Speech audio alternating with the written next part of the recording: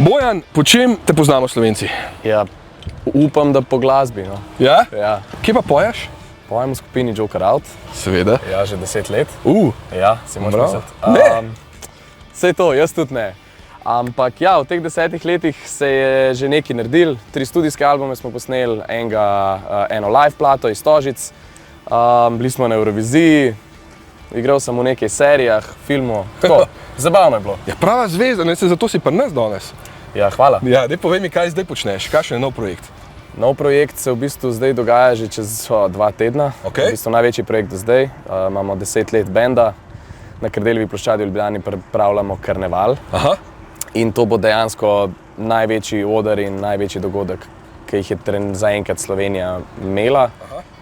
Po številu obiskovalcev drugače ne. Siddharte ne moremo premagati, ker fizično ne moremo toliko ljudi tja spraviti več. Damn you! Ampak ne, saj ni tekmovanje. Ampak v bistvu bolj to, da ful smo bili vsi žalostni, da smo zamudili Siddharto, ker smo bili pač premajhni. Ja. Jaz sem bil, veš? Verjamem. In je to nekaj, kar si boš predvidevan za celo življenje zapomnil. In mi bi v bistvu sam radi naredili nekaj, kar si bodo ljudje lahko za celo življenje zapomnili. A v avtu tudi poslušaš svojo muziko ali kakšna druga? Ne, v avtu poslušam od naše muzike samo, ko delamo mix in mastering, se pravi, ko zaključujemo pesem, da slišim, kako se v avtu dejansko sliši. Ponovadi kar za nič. Tako da to je najbolj problematično, ko se sedeš v avto, ker to je kar test. Ljudje v avtu poslušamo muziko in ko v avtu ne dela, je potem vse narobe. A veš, da sem enkrat slišal, da dejansko je to najbolj pomemben test, ko daš ti komad ven. Ja. In danes dejansko mi praktično vso muziko poslušamo v avtu. Ja. Kaj voziš?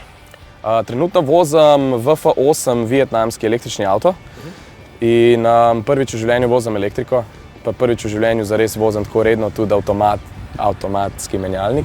Pa boš me danes izziv? Nima menjalnika. Ja, bom imel izziv. Zdaj ročen? Tale beštija zadnji, ne, sej načeloma sem vedno ročenega vozil, ampak zdajle sem se pa malo odvadil mogoče. A si že vozil tak avto? Ne, nisem. Ta je po mojem starejši od tebe ali pa ni? Ja, ne, nisem še Letnik 87 je. A je starejši ali mlajši od tebe? 12 let starejši od mene. Bravo.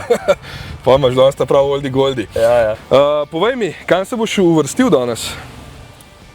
Ja, veš, to je pa najbolj nehvaležna stvar, ne? Zato, ker vsak si misli, po mojem, da je ful dober voznik, dokler enkrat ne pride na dejanski test. Da mi bo lažje pri srcu, bom rekel, da upam, da se uvrstim vsaj nad nekako nad to zadnjo tretjino. Valjda pa v srcu upam, da bom tle gor. Aha, no, bo hitro videla. Ja, gremo, akcija. Izvoli, volan je tvoj. Hvala lepa.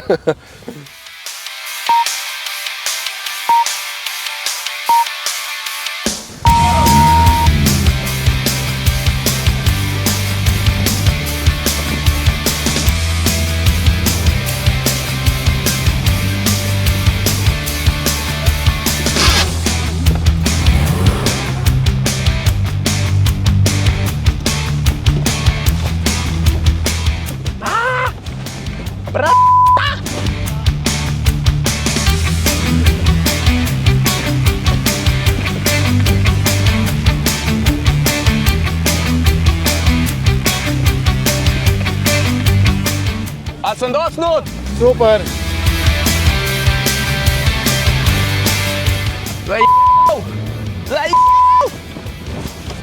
Ne, fak, zakaj sem to naredil?